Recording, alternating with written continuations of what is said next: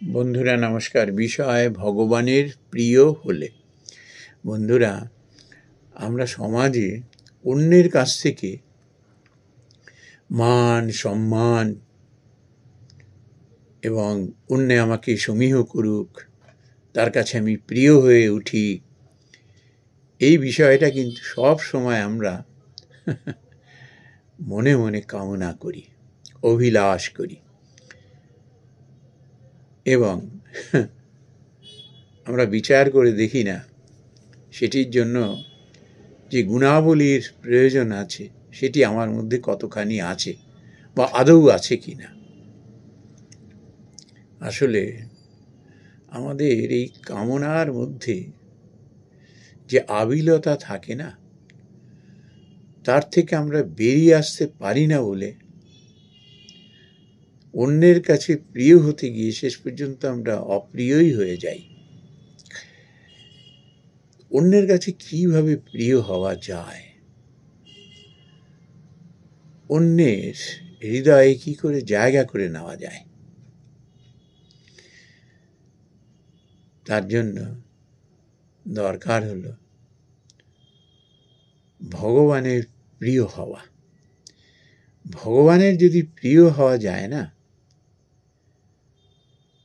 তাতে সে ব্যক্তি চাক আর না চাক, অন্যে কিন্তু তাকে মান সম্মান দেবেই দেবে।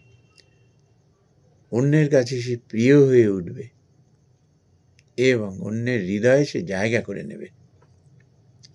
ভগবান শ্রীকৃষ্ণ অর্জুনকে তাই এই মন্ত্রটি দিয়েছিলেন যে তুমি ভগবানের কিভাবে প্রিয় হবে। বলছেন যে यस्मात् न उद्विजते लोकः लोकात् न उद्विजते च यः हर्षमर्षो भयोद्वेगै मुक्तः यः स च मे प्रिय। যে তুমি ভগবানের তখনই প্রিয় হবে যখন এটি থেকে তুমি মুক্ত হবে। কোনটি থেকে? হর্ষ, অমর্ষ, ভয়, উদ্বেগ, এটি থেকে যখন তুমি মুক্ত হবে। এটি থেকে মুক্ত হওয়া তো চারটিখানি ব্যাপার না, কিন্তু যে মানবিক গুণগুলো অর্জন করলে এটি থেকে মুক্ত হওয়া যায়, সেটা কিন্তু খুব একটা কঠিন না। মানুষ চাইলেই সেটি হবে।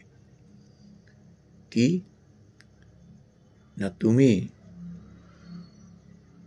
নিজে যেমন উদ্বেগের শিকার হবে না, তেমনি তুমি এমন কোনো কাজ করবে না যার দ্বারা অন্যে উদ্বেগের শিকার হোক, অন্যে উদ্বিগ্ন হয়ে পড়ুক, এমন কোনো কাজ করো না। সব থেকে আরেকটি প্রিয় জিনিস, সেটি হলো কি, হর্ষ আর অমর্ষ। আমরা কি করি, যখনই কোনো আমাদের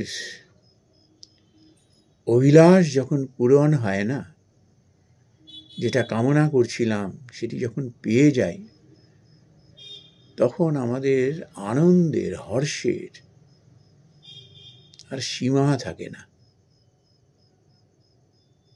আমরা সেটি দ্বারা আবেশিত হয়ে না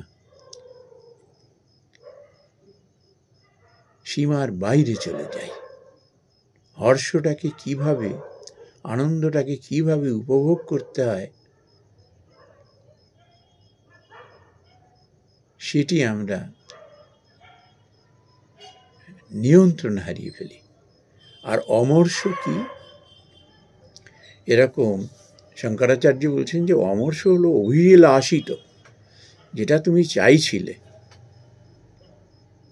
সেটা তুমি পেলে না, তোমার মধ্যে অসহিষ্ণুতা এসে গেল, আর এই অসহিষ্ণুতা থেকে তুমি অবসাদগ্রস্ত হয়ে গেলে, তোমার মধ্যে একটা ক্রোধের সঞ্চার হলো। আর শ্রীধর স্বামী এরম বলেছেন যে পরের লাভে অসহিষ্ণু ভাব, অন্য একটা জিনিস পেয়েছে, তোমার সেটা ভাল লাগছে না, পরশ্রী কাতরতা, অন্যের আনন্দে, অন্যের কোনো জিনিস লাভ করেছে সে, তুমি তাতে আনন্দ পাচ্ছ না, তোমার মধ্যে একটা ঈর্ষা হচ্ছে, পরশ্রী কাতরতা হচ্ছে, এই অমর্ষ, এটি থেকে মুক্ত হও তুমি। তো এই মানবিক গুণগুলো আমরা ইচ্ছে করলে, চেষ্টা করলে, মন থেকে চাইলে কিন্তু লাভ করা যায়, এবং ভগবানের তখন না প্রিয় হওয়া যায়। আর একবার ভগবানের প্রিয় হলে উত্তরোত্তর না শ্রীবৃদ্ধি হতে থাকে। এরম বলছেন না, যত্র যোগেশ্বর কৃষ্ণ যত্র পার্থ ধনুর্ধর তত্র শ্রী বিজয়া ভূতি ধ্রুবানীতি মতির মম।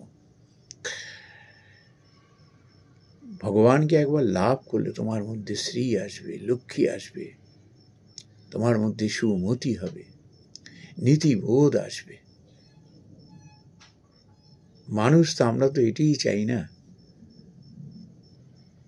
এমন মানুষ আমরা চাই যার মধ্যে এই গুণাবলীগুলো রয়েছে। অন্যকে কষ্ট দেবে না, অন্যকে উদ্বেগের মধ্যে ফেলবে না, নিজের আচরণ দ্বারা কখনো অন্যকে আঘাত করবে না, এমন মানুষই তো আমরা চাই। এমন মানুষ সে চাক আর না চাক, সে অন্যের হৃদয়ে জায়গা করে নেবেই নেবে, নেবেই নেবে। এই জন্য ভগবান শ্রীকৃষ্ণ অর্জুনকে এই মন্ত্রটি দিয়ে গেছেন, ভগবানের প্রিয় হও। আর ভগবানের একবার প্রিয় হতে পারলে জগতের কাছে প্রিয় হওয়া যায়। নমস্কার বন্ধুরা।